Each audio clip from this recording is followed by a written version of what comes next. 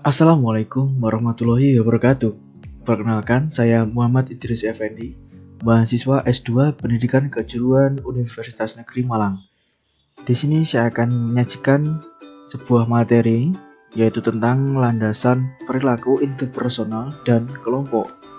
Nah, ingin tahu penjelasannya? Mari kita simak video berikut ini. Pada kesempatan kali ini, ada 7 pembahasan yaitu hubungan sifat interpersonal organisasi, definisi kelompok dalam organisasi, jenis kelompok dalam organisasi, tahapan perkembangan kelompok, faktor utama kinerja kelompok, dinamika antar kelompok, dan pengambilan keputusan dalam kelompok.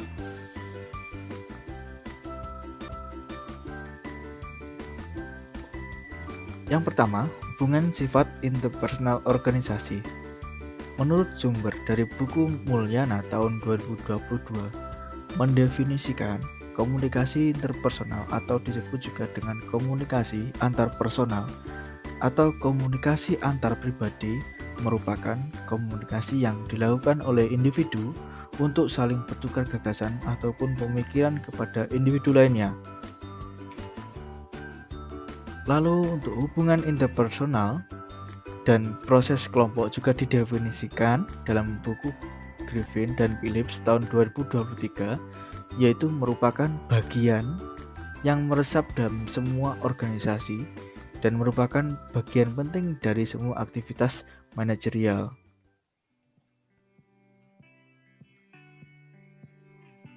Kemudian definisi dan pentingnya kelompok dalam organisasi.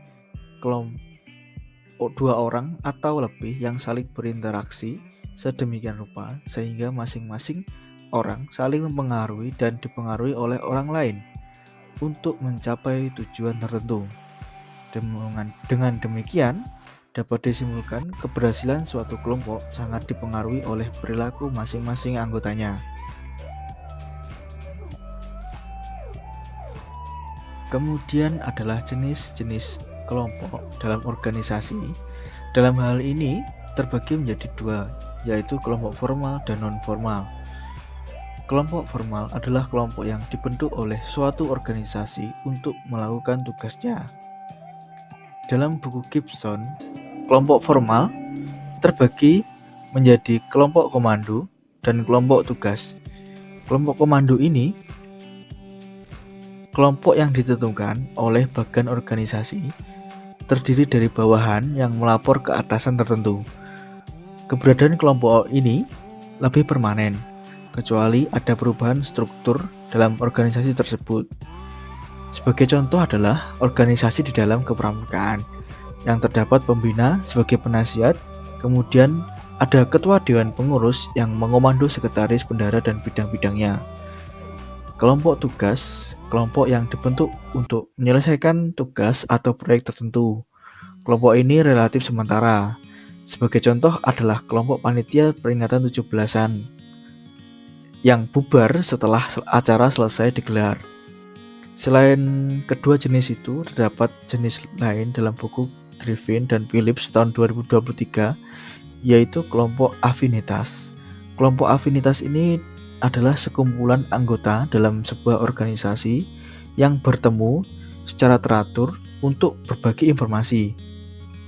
Seperti contoh di dalam organisasi sekolah, terdapat komunitas guru pengampu mata pelajaran yang sering bertemu untuk membahas beberapa topik-topik terbaru dalam pembelajaran mata pelajaran mereka.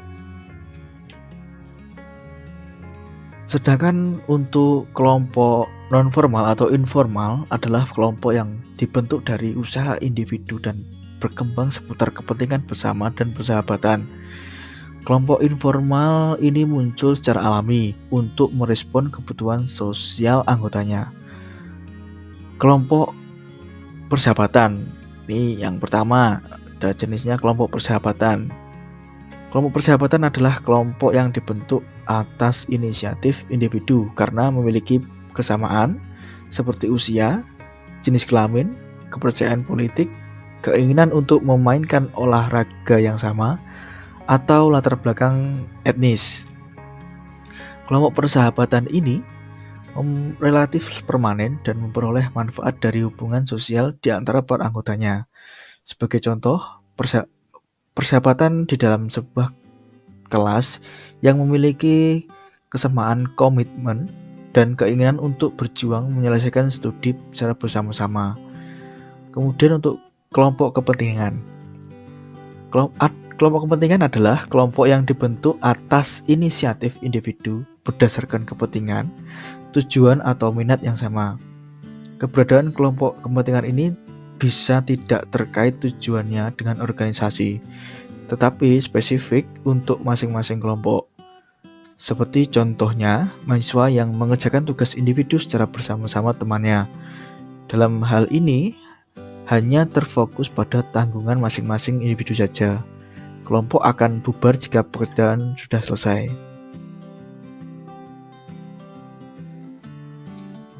Kemudian ada faktor kinerja kelompok. Faktor yang pertama itu adalah komposisi kelompok, di mana tingkat persamaan atau perbedaan di antara anggota itu sangat berpengaruh kepada kinerja kelompok. Kemudian yang kedua adalah ukuran kelompok. Ukuran kelompok ini adalah jumlah anggota kelompok yang mempengaruhi jumlah anggota kelompok itu mempengaruhi jumlah sumber daya untuk melakukan tugas. Jadi semakin besar kelompok maka banyak pekerjaan itu yang mudah terselesaikan secara cepat. Sebaliknya jika jumlah kelompok kecil maka untuk menyelesaikan tugas itu membutuhkan waktu yang lama. Kemudian faktor yang ketiga adalah norma, di mana standar yang digunakan untuk menilai kelayakan suatu perilaku. Kemudian faktor yang terakhir adalah kekompakan. Kekompakan ini dilihat dari sejauh mana suatu kelompok berkomitmen untuk bersama. Selanjutnya ada perkembangan kelompok.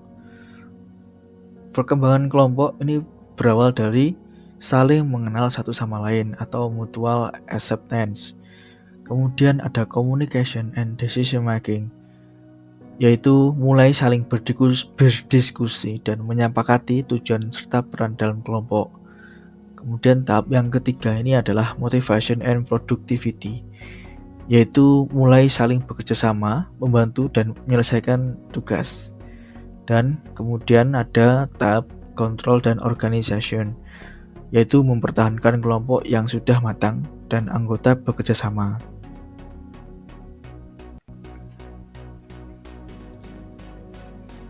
Selanjutnya ada dinamika kelompok. Dinamika merupakan ilmu yang mempelajari gerak suatu objek tanpa memperhatikan penyebabnya. Dinamika kelompok adalah suatu kelompok yang terdiri dari dua atau lebih individu yang memiliki hubungan psikologis secara jelas antara anggota satu dengan yang lain dan berlangsung dalam situasi yang dialami.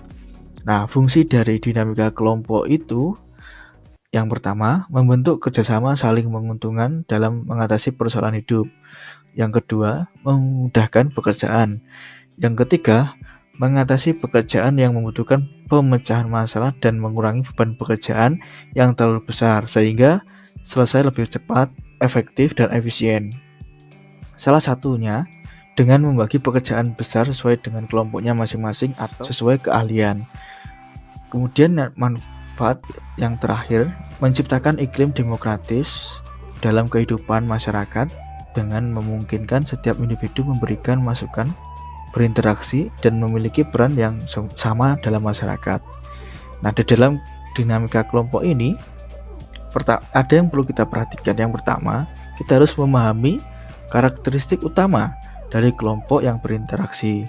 Nah, pada hal ini yang sering terjadi adalah individu atau kelompok itu cenderung mengidentifikasi identitasnya secara kuat, sehingga memandang kelompok lain atau individu lain itu berbeda.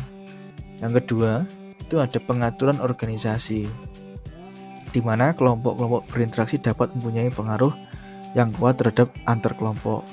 Jadi, semakin tinggi interaksi, maka semakin rendahnya konflik. Nah, yang ketiga ini ada dasar tugas dan situasi interaksi. Nah, intinya dalam sebuah kelompok itu harus ada tugas dan tujuan untuk kita dapat saling berinteraksi. Nah, saya ingin berbagi pengalaman pribadi saya saat mengajar mata pelajaran kelistrikan pada materi sistem AC mobil di sebuah SMK di Kabupaten Kediri. Nah, di sana saya harus membentuk kelompok siswa untuk bekerjasama dalam proyek-proyek praktik. Dan itulah saat saya benar-benar mulai memahami betapa menariknya dinamika kelompok. Salah satu yang paling menarik dari pengalaman itu adalah beragam karakter di dalam kelompok. Ada siswa yang sangat ekstrovert, mudah berbicara, dan berani berpendapat. Sementara itu, ada juga siswa yang lebih introvert, lebih suka berpikir diam-diam, dan mungkin lebih pemalu dalam berbicara. Ada yang sangat teknis dan penuh dengan data, sementara ada yang lebih kreatif dan cenderung melihat masalah dari sudut pandang yang berbeda. Dan itulah inti dari dinamika kelompok. Bagaimana kita mengelola dinamika kelompok ini dengan bijak? Itulah pertanyaan yang penting. Ketika kita menghargai keberagaman dalam kelompok, kita dapat memanfaatkan kekuatan masing-masing individu. Kita dapat memecahkan masalah dengan lebih baik karena kita melihatnya dari berbagai sudut pandang. Tetapi di sisi lain, jika dinamika ini tidak dikelola dengan baik, bisa muncul ketidakkesepakatan dan frustrasi. Tapi jangan khawatir, ada cara untuk mengatasinya. Dengan komunikasi yang baik dan kerjasama yang kuat, kita dapat menjaga energi positif di dalam kelompok. Dampak positif dari dinamika kelompok yang baik adalah peningkatan produktivitas dan kreativitas. Kelompok yang beragam dapat melihat masalah dari berbagai perspektif, menciptakan solusi yang lebih inovatif. Namun, jika perlu menyadari bahwa ada potensi konflik dan kesulitan dalam mencapai konsensus, itulah mengapa penting untuk memiliki pemimpin yang efektif dan mekanisme penyelesaian konflik yang sehat dalam kelompok. Nah, untuk penyelesaian konflik perlu adanya pengambilan keputusan kelompok dalam organisasi. Ada 3 pengambilan keputusan kelompok dalam organisasi. Yang pertama adalah polarisasi kelompok. Polarisasi kelompok ini kecenderungan sikap kelompok setelah berdiskusi menjadi lebih ekstrim dibandingkan rata-rata sikap sebelum berdiskusi. Kemudian ada groupthink. Nah, ini adalah suatu pola berpikir yang terjadi dalam kelompok ketika anggota-anggota kelompok sangat terikat satu sama lain dan memiliki keinginan kuat untuk mencapai kesepakatan. Nah, kemudian ada tipe yang ketiga, itu problem solving. Nah, ini yang sering dipakai dan punya 3 jenis. Punya 3 cara ini. Yang pertama adalah brainstorming. Ini adalah cara di mana semua orang di kelompok bekerja sama dan menciptakan banyak ide. Nah, kemudian teknik yang kedua, teknik kelompok nominal. Nah, ini adalah cara di mana anggota kelompok bekerja sama dan membuat ide, berdiskusi, dan akhirnya memilih keputusan dengan melakukan pemungutan suara atau voting. Nah, ini yang teknik terakhir adalah teknik Delphi. Ini adalah cara untuk mengumpulkan pendapat dari para ahli secara teratur dan sistematis. Nah, berikut adalah sumber-sumber yang saya pakai. Ada buku dari Mulyana tahun 2022, kemudian buku dari Dewal tahun 2017, kemudian dari buku Griffin 2023 sebagai rujukan utama, kemudian ada buku dari Robbins tahun 2013, kemudian ada buku dari Gibson tahun 2012. Nah, demikian penjelasan tentang landasan perilaku interpersonal dan kelompok. Terima kasih sudah menonton sampai habis. Dukung terus channel ini dengan cara subscribe dan like, sehingga saya dapat membuat video-video lebih banyak lagi ke depannya. Terima kasih.